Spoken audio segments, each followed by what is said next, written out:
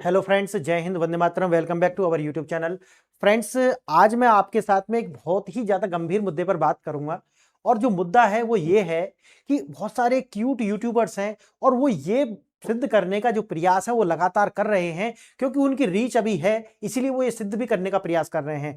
वो ये कह रहे हैं कि जो G2 बना हुआ था ओबामा के समय में, उसके द्वारा जो चाइना और अमेरिका जो है वो साथ मिलकर के पूरी दुनिया के अंदर अपना इन्फ्लुएंस जमाना चाहते हैं। और इस बात को वो सिद्ध करके, सिर्फ उनका ये जो तर्क है इसे देने के पीछे, वो ये मानते हैं, पहला, क्योंकि अगर आप ये बात कहते हैं कि जो ओबामा के समय में G2 ग्रुप बना था और वो समझौते हुए थे, उनके तहत ही अमेरिका और चाइना इस पॉलिसी को लगातार फॉलो करेंगे, तो आप समझिए कि उनकी जो समझ है जियोपॉलिटिक्स की, उस पर संदेह पैदा हो जाता है। वैसे तो अपने आप को बहुत बड़ा जियोपॉलिटिक्स मानते हैं कि भाई वो बहुत बड़े एनालिसिस हैं, लेकिन आपको एक सेंटेंस हमेशा याद रखना है जियोपॉलिटिक्स के अंदर कि ना तो परमानेंट दोस्त, ना तो परमानेंट दुश्मन। यानी कि यहां पर कोई भी परमानेंट नहीं होता, कुछ भी परमानेंट नहीं होता। और यही ब्यूटी है इंटरनेशनल रिलेशंस और जियोपॉलिटिक्स की। और जो व्यक्ति इसे समझता है वो इस तरीका के कुतर्क जो है वो दे ही नहीं सकता कि G2 बना था इसीलिए हम ये मान लें कि जो उस समय में समझौता हुआ था वो आज भी लागू है। अच्छा, जो भी उन्होंने ये सब दिए हैं, मैं आज उनका खंडन करने वाला हूं। और आज मैं आपको बताऊंगा कि जो मैं पहले भी बताता रहा हूं कि जो G2 हो या कुछ भी हो, लेकिन ये याद रखना, एक मयान में एक ही तलवार रह सकती है, दो तलवार एक साथ जा नहीं सकती। यानी कि आप मानिए कि अगर दो सुपर पावर हैं, उन पर इस तरीका का तर्क लगाना कि वो दोनों सुपर पावर एक साथ आएंगी और वो दूसरी दुनिया को इन्फ्लुएंस करेंगे, ये संभव नहीं है। यानी कि साथ आने के लिए आपको एक कमजोर और एक शक्तिशाली होगा, तभी ये हो सकता है। एकदम एडजेसेंट नहीं हो सकते, एकदम नजदीक, यानी कि पहले और दूसरे नंबर के। आज मुझे इतिहास में बताइए, क्या पूरी दुनिया के अंदर कोई संगठन हो या फिर व्यक्तिगत रूप से, क्या दो एडजेसेंट लोगों ने क्या कभी भी कोई संस्था को प्रभावित किया हो? या इतिहास में नहीं, वो एक दूसरे के ओपोनेंट्स होते हैं। सबसे पहले वो एक दूसरे को खत्म करते हैं। कारण क्या है कि वो जानते हैं कि जो नीचे वाला है, जो थर्ड फोर्थ 10 नंबर पे है, वो मेरी अभी पोजीशन के लिए, वो मेरी पोजीशन को छीनने का जो जिम्मेदार, या वो कहिए कि हकदार नहीं है, या उसके पास वो शक्ति नहीं है। लेकिन जो सेकंड नंबर पर है वो फर्स्ट नंबर को रिप्लेस कर देगा, इसकी संभावना सबसे ज्यादा है। और होती ही है ये। इसमें संभावना क्या है? ये लॉजिक है। देखिए, जैसा कि वो जो लोग जो हैं वो बता रहे हैं, उन्होंने जो तथ्य दिए हैं, तथ्य अपने आप में सही होते हैं, आप समझिए, तथ्य झूठे नहीं होते।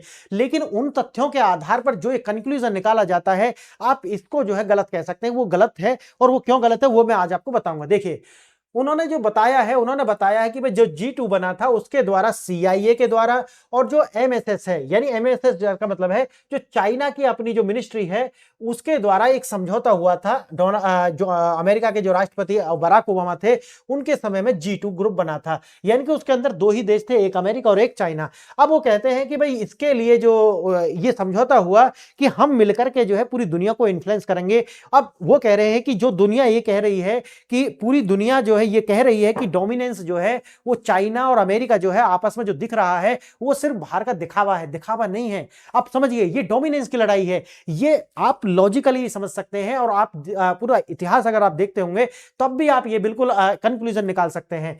अब देखिए, उन्होंने इनमें बताया है कि जो मिली भगत ये है, ना कि ये कोई अपने आपस में कोई अपोनेंसी है। ब्लैक स्काई, उन्होंने बताया कि किस प्रकार से CIA और MSS ने मिलकर के जो है ब्लैक स्काई नाम का जो ये पूरा एक तंत्र बनाया है, जिसके द्वारा वो पूरी, खासकर भारत को अगर हम देखें तो भारत को एक खतरा पैदा करते हैं, ऐसा कह करके कि देखो चाइना जो है आपकी टेरिटरी में घुस रहा है, देखिए पाकिस्तान ये कर रहा है। खासकर अब चाइना पर केंद्रित करेंगे।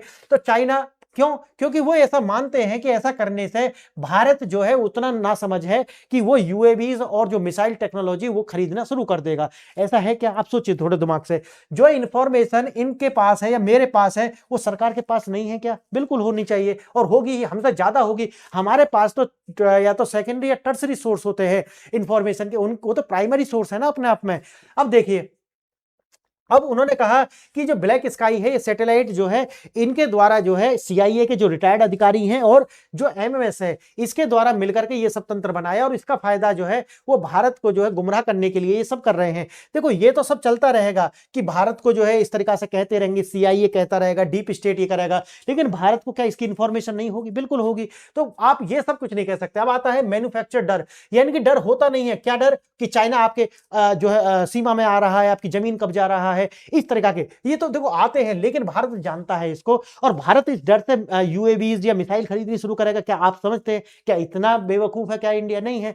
आगे देखना, अरबों डॉलर के रक्षा सौदे अगर इस डर से कर रहा है तो फिर गलत है। नहीं, इस डर से नहीं होते। रक्षा सौदे जो भारत करता है वो करता है कि हमारा जो भी अपोनेंट्स हैं या खासकर जो एनिमी है वो चाइना है, और चाइना जो भी डिफेंस टेक्नोलॉजी लेकर के आते हैं उसके आधार पर अगर वो हम अभी डेवलप नहीं कर पाए हैं तो उसका सौदा हम विश्व के किसी भी देश से करते हैं।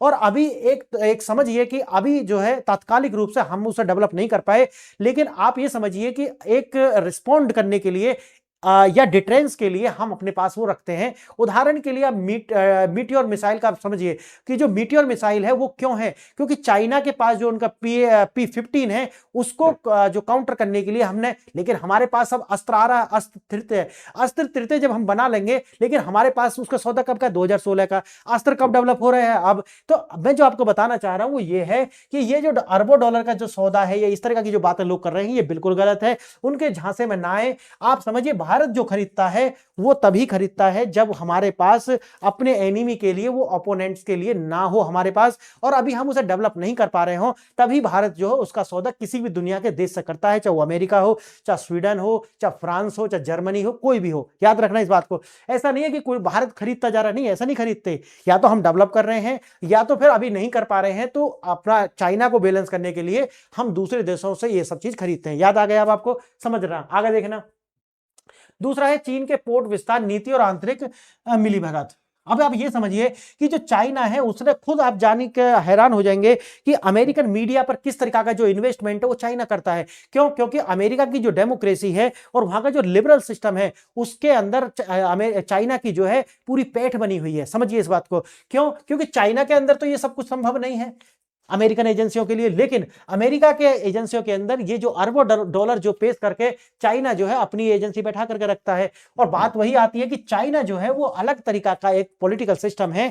वहां पर आप समझिए कि प्राइवेट और गवर्नमेंट कुछ भेद नहीं होता, यानी कि गवर्नमेंट ही प्राइवेट है, गवर्नमेंट प्राइवेट ही गवर्नमेंट है। कब गवर्नमेंट को प्राइवेट बना दिया जाए, प्राइवेट को गवर्नमेंट, आप ये अपने देश के जो हित हैं, या कहिए कि जो वहां की चाइनीज जो गवर्नमेंट है जो उसके हित हैं, अगर उस पर कुछ भी आता है तो वो कुछ भी करने के लिए तैयार है। उदाहरण के लिए जैसे उन्होंने बताया कि किस तरीका से पहले वो प्राइवेट कंपनीज के द्वारा इन्वेस्टमेंट कराते हैं किसी कंट्री में, जब वो देश जो है बिल्कुल फंस जाता है तो उस कंपनी को खुद खरीद लेते हैं। ये तो बात सही है, वैसा ही करते हैं उन्होंने। देखो हम्बन टोटा में यही सब किया है। इसी तरीका से भारत के जो मुंद्रा पोर्ट है वहां भी करने वाले थे, लेकिन भारत ने क्या किया, भारत ने वही अपना रोक लगा दी उस पर, और अपनी जो निजी कंपनी थी या कहो कि अपनी जो लोकल कंपनी थी उनको जो है वो मुंद्रा पोर्ट जो है वो एलोकेट करा दिया भारत के द्वारा। उनके जो है चाहे तो वो ग्रीन, या फिर आप देखे होंगे कि भारत के द्वारा जो चाइना की हर तरीका का जो एक तरीका से जो इन्वेस्टमेंट है भारत के अंदर, जो चाइना से जो इन्वेस्टमेंट आता है, चाहे तो ग्रीन फील्ड में हो, चाहे ब्राउन फील्ड में हो, चाहे तो शेयर ट्रांसफर में हो, लगातार उन पर जो है एक तरीका से एक चेक एंड बैलेंस लगा करके भारत ने रखा हुआ है। अब अगर ये टर्म आप जानते हैं, ग्रीन फील्ड क्या होता है? ग्रीन फील्ड होता है कि जो भी इन्वेस्टमेंट आप कर रहे हैं बिल्कुल शुरू से कर रहे हैं ना, कि वहां से नींव ही वहां से रखी जाए। ब्राउन फील्ड यानी कि कंपनी बनी हुई है वहां पर ही अपना इन्वेस्टमेंट करते हैं। और शेयर ट्रांसफर तो आप जानते हैं कि शेयर जो खरीदें वो हमारी शेयर मार्केट को डिस्ट्रॉय करने के लिए ऐसा कर सकता था, इसलिए भारत सरकार ने इन पर जो है चेक एंड बैलेंस या कहोगी एक तरीका से रोक लगाई हुई है। आगे देखना, उन्होंने बताया कि जो फ्रंट कंपनियों के द्वारा जो पोर्ट है वो अधिग्रहण किए जाते हैं। जैसे अभी आपको मैंने समझाया कि वही उन्होंने करा है कि प्राइवेट कंपनी जाती हैं उस देश के अंदर निवेश करती हैं, जब वो देश पर इतना ज्यादा निवेश हो जाता है कि वो उसे चुका ना पाए तो फिर चाइनीज कंपनी जो खुद चाइना की जो गवर्नमेंट है वो इसको खरीद लेती है, और इसका मतलब है कि अब वो जो पोर्ट है वो किसका हो जाता है, चाइना का हो जाता है। और चाइना फिर उस देश के अंदर ये देखता है, उसकी सर्वेलेंस करता है, और इस देश के अंदर एक तरीका से अपने माल की जो डंपिंग है उसको शुरू कर देता है। वही उदाहरण जो मैंने अभी आपको बताए हैं इन्होंने पूरे उसमें करा है। अब इस सबसे बड़ा जो खतरा आता है, जो आपको जो विश्लेषक बताते हैं वो बिल्कुल सही है, वो है एक चंडीगढ़ लॉबी। चंडीगढ़ लॉबी, इसके लिए मैंने अलग से एक वीडियो बनाई है, आप जाकर के टेलीग्राम में देखिए या फिर मुझे आप कमेंट कीजिए, मैं आपको इस वीडियो का लिंक प्रोवाइड करा दूंगा कि जो चंडीगढ़ लॉबी है ये कितनी खतरनाक है इस देश के लिए। और मैंने उसमें बताया कि चंडीगढ़ लॉबी, इसका ऐसा नहीं कोई हेडक्वार्टर है, नहीं, ये आर्मी से रिटायर्ड जनरल्स हो सकते हैं, आर्मी के रिटायर्ड ऑफिसर्स हो सकते हैं, जिसके अंदर इनका क्या होता है, इनका जो है आप एक तरीका से समझिए कि ये जब लोग बाहर जाते हैं तो इनका क्या करा लेते हैं, इनका हनी ट्रैप करा लेते हैं। हनी ट्रैप करा करके फिर इनको जो है पैसा भी देते हैं, और हनी ट्रैप हो गए तो इनकी वीडियो बन जाती हैं। अब उन वीडियो को लीक करने के डर दिखा करके जो है इनसे इस तरीका की जो क्या कराते हैं कि टीवी डिबेट में जाइए, बताइए कि चाइना हमसे कितना आगे है। अब बताइए कि जो भारत, जो आत्मनिर्भर भारत के तहत जितना भी हथियार बना रहा है वो गलत क्वालिटी के हैं, गिरी हुई क्वालिटी के हैं, या इंटरनेशनल स्तर की जो होना चाहिए उसको पैरामीटर्स को पूरा नहीं करते, हमारी आर्मी को कमजोर कर रहे हैं। आप सोचिए, जब एक आर्मी ऑफिसर बैठ के टीवी पे ये कहेगा कि ये सरकार हमारी आर्मी को कमजोर कर रही है, तो आप समझिए क्या ये इस पर विश्वास होगा या नहीं होगा। इससे बनेगा परसेप्शन। क्लियर है। और यही परसेप्शन जो है भारत की जो सरकार है उसको एक तरीका से अस्थिर करने के लिए डीप स्टेट भी चाहता है, चाइना भी चाहता है, क्योंकि कमजोर सरकार अगर भारत के अंदर आएगी तो उनके लिए चैलेंजेस जो है वो कम हो जाएंगे। ये जो है इसलिए जो है चंडीगढ़ लॉबी जैसी जो अपने आप में एक लॉबी जो है उनका जो है निर्माण होता है। अब देखना सीमा विवाद का सच, अमेरिका और चीन की मिलीभगत। मैंने जैसा बताया कि ये जो परसेप्शन लोग क्रिएट कर रहे हैं वो बिल्कुल गलत है, और उसका कारण मैंने आपको बता दिए हैं। आप जाकर को रिसर्च करें और इसमें बिल्कुल सत्यता आप नहीं पाएंगे। क्या चीन भारत में घुस आया है? अब बात वही है कि अगर ये कहते हो कि भारत में चीन घुस आया है, तो जहां भारत में घुसने की बात ये कर रहे हैं, क्या वहां पर कोई फेंस है, कोई फेंसिंग जानते हैं ना आप, कोई बाउंड्री तारबंदी कुछ है क्या? मैं बात कर रहा हूं पेंगोंग त्सो की। मैं पेंगोंग त्सो का जो एरिया है क्या वहां पर किसी तरह की कोई बाउंड्री है? क्योंकि अभी जो क्लेम किया गया था वही किया गया था कि भाई यहां पर जो है हमारी पेट्रोलिंग जो है वो चाइना ने बंद कर दी है। तो मैं पूछना चाहता हूं, वैसे तो मैंने उसके ऊपर एक अलग से वीडियो बनाई है कि भारत के द्वारा 1000 स्क्वायर किलोमीटर की जो जमीन है उस पर दोबारा से दावा किया गया और वहां पर पेट्रोलिंग शुरू कर दी गई। अगर आप कहोगे तो वो वीडियो का लिंक भी मैं आपको प्रोवाइड कर दूंगा। लेकिन इस तरीका के दावे करना अपने आप में ये फॉल्स नैरेटिव है, क्योंकि हमारी किसी तरीका की कोई फेंसिंग नहीं है, कोई स्पष्ट रेखा नहीं है, कोई सुरक्षित क्षेत्र यहां पे है नहीं। इसीलिए ये जो दावे हैं अपने आप में गलत साबित होते हैं। क्लियर है। और ये सिर्फ क्या है, ये है एक तरीका से आभासी लाइन, या आप कह सकते हो एक परसेप्चुअल लाइन है, एक परसेप्शन है कि भाई यहां तक हम पेट्रोलिंग करेंगे और आप यहां तक पेट्रोलिंग करेंगे। ऐसी कोई फेंस नहीं है जैसे कि भारत और पाकिस्तान के पास में उनकी सीमा पर पाई जाएगी। देखना G2 में अंदर, जैसा मैंने आपको शुरू में बताया कि भाई चीन और अमेरिका है, बात आती है वही कि भाई डोमिनेट करने के लिए ये बनाया गया। मैंने आपको बताया कि इसमें बिल्कुल भी कोई सत्यता अब नहीं है। आइए CIA का कॉर्पोरेट जाल वही है कि CIA के जो अधिकारी हैं वो जब रिटायर हो जाते हैं तो वो इस तरीका के क्या बनाते हैं, एक अपना जो है अलग तरीका की उन्होंने ये बनाई है फायरफ्लाई एरोस्पेस, और इसके द्वारा जो बाद में जाकर के वो चाइना की जो MMS कंपनी है, कंपनी का वो मिनिस्ट्री जो है उसके साथ जाकर के मिल जाते हैं, और इसके लिए फिर वो बनाते हैं कि स्पेस फ्लाइट इंडस्ट्री, और इसी के द्वारा फिर क्या होता है, चाइना से पैसा लेते हैं और भारत के अंदर डर बांटते हैं, और उस डर के द्वारा, ऐसा ये मानते हैं, ऐसा ये लोग मानते हैं, मैं नहीं कह रहा हूं इस बात को, ऐसा ये जो विश्लेषक है वो मानते हैं, लेकिन मैं ये नहीं मानता हूं। क्यों? मैंने शुरू में बता दिया, इसके अंदर सत्यता नहीं है। भारत इतना जो है ऐसा नहीं है कि भारत सरकार ये नहीं जानती कि ये हमारा सच्चा डर है और उसके आधार पर हम नहीं, हथियार हम अपनी जरूरत के आधार पर खरीदते हैं, ना कि इस ब्लैकमेलिंग का आधार पर। क्लियर है। वही है जो मैंने आपको समझाया कि ये ministry of the state security जो चाइना का है इसके द्वारा ये सब फैलाया जा रहा है, इसलिए नहीं, ये गलत है, ये मत आप विश्वास मत करना इस बात पे। हाँ, ये सब बात सही है कि ऐसा होता है कि जो CIA के अधिकारी हैं वो इस तरीका की एजेंसी बनाते हैं, लेकिन ऐसा नहीं कि उसका जो भारत के खिलाफ इस्तेमाल होता है। जो शुरू में मैंने बताया, ये जो अधिकारी हैं ये खुद अमेरिका की जो अपनी सिक्योरिटी है उसको ताक पर लगाए बैठे हुए हैं। आप देखना गूगल करके कि अमेरिका की जो सोशल मीडिया हो या फिर मीडिया के अंदर, प्रिंट मीडिया के अंदर कितने जो बिलियंस डॉलर जो है वो चाइना ने इन्फ्यूज किए हुए हैं। और आप देखते होंगे कि पश्चिम की मीडिया किस तरीका से आपको चाइना की कितनी भी बड़ी कमी हो लेकिन उसको उजागर करते हुए नजर नहीं आते, चाहे वो शिनजियांग के अंदर जो मामला हो या फिर जितने भी वायरस जो चाइना के अंदर फैलते रहते हैं उनकी न्यूज अंतरराष्ट्रीय स्तर पर आपको उस तरीका की देखने के लिए नहीं मिलती है। उसका कारण यही है। तो आप ये मानिए कि ये जो आप ये बता रहे हैं ना कि बिल किसका, ये खुद चाइना की ही इसका वो कर रहे हैं भाई, स्पाइस कर रहे हैं, और ये जो पैसा लेते हैं किससे, चाइना से, और ये अमेरिका की क्या कर रहे हैं, जासूसी कर रहे हैं, अपने देश की ही जासूसी कर रहे हैं। क्यों? क्योंकि उस लिबरल सिस्टम के लूप होल्स हैं। और मैं जैसा आपको बताया है कि भाई व्यक्तिगत हित जो हैं वो ऊपर हो जाते हैं अगर सरकार इस तरह की हो। चाइना के अंदर ये पॉसिबल नहीं है, क्योंकि अगर ऐसा होता है तो वो फिर आप जानते हैं क्या करेंगे। अब आता है कि भाई पैनिक करके हथियार खरीदवाते हैं, जैसा कि यहां पे दिखाया गया है कि किस तरीका से 2017 के अंदर 2018 फिर यहां पर 2020 के बाद में एक सर्ज आता है, लगातार जो है वो बढ़ता गया। तो क्या वास्तव में हम ये मान लें कि ये डर की वजह से बढ़ रहा है? आप सोचिए, ऐसा नहीं है। ये ऐसा होने के पीछे का जो कारण वो है कि चाइना जो है लगातार जिस तरीका की एज कटिंग टेक्नोलॉजी वो बना रहा है, उसके प्रत्युत्तर में हमको एक टेक्नोलॉजी चाहिए। अगर हम डेवलप नहीं कर सकते तब हम उसका जो है आयात करते हैं किसी भी देश के साथ। क्लियर? अब वो ये घुसपैठ का सच क्या है? घुसपैठ का सच मैंने आपको बताया है, चीन का कब्जा कर लिया, सब झूठा है और इससे ज्यादा कुछ भी नहीं है। क्लियर है? आगे बताते हैं। बताया कि चीन की जो कॉस्को नाम की ये जो कंपनी होती है, चाइना ओशियन शिपिंग कंपनी, और इनके द्वारा जो है पूरी लगभग 1417 जहाजों की एक फ्लीट है। हाँ, ये बात सही है, चाइना अपने आप में देखो सुपर पावर बनने जा रहा है वो, और वो एक तरीका से वो डेवलप कंट्री है, लेकिन फायदा उठाने के लिए वो जो है डेवलपिंग का जो है जो नाम है वो पुकारता रहता है, बाकी अपने आप में वो एक डेवलप्ड कंट्री है।